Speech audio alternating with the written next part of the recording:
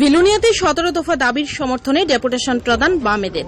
গোটা রাজ্যের দিকে দিকে বিভিন্ন প্রকার স্থানীয় ইস্যুকে সামনে রেখে ময়দানে নামতে শুরু করেছে বামপন্থী সংগঠন সমূহ। আজ বামপন্থী 3টি গণসংগঠনের উদ্যোগে 17 দফা দাবি নিয়ে বিলুনিয়ার অতিরিক্ত মহকুমা শাসকের নিকট ডেপুটেশন প্রদান করা হয়। সারা ভারত কৃষক সভা, ত্রিপুরা ক্ষেত মজুর ইউনিয়ন, ত্রিপুরা উপজাতি গণমুক্তি পরিষদ মহকুমা কমিটির যৌথ উদ্যোগে আজকের এই কর্মসূচি বলেই জানা গেছে। মূলত কৃষি, কৃষক সহ আর্থ সামাজিক ব্যবস্থার সাথে সম্পর্কিত বিষয়গুলিকে একত্রিত করি আজকের এই কর্মসূচি বলে দাবি বাম নেতাদের।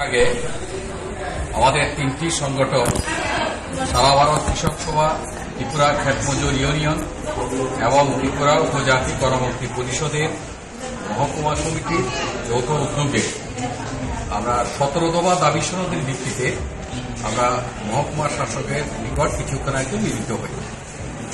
মূলত বিষয় হচ্ছে যে আমাদের মহকুমা এলাকায় গত প্রায় 3 থেকে 3.5 মাস যাবৎ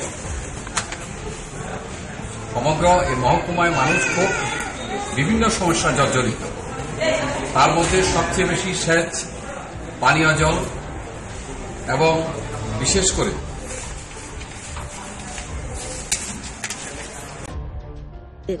ব্যুরো রিপোর্ট, ত্রিপুরা নিউজে।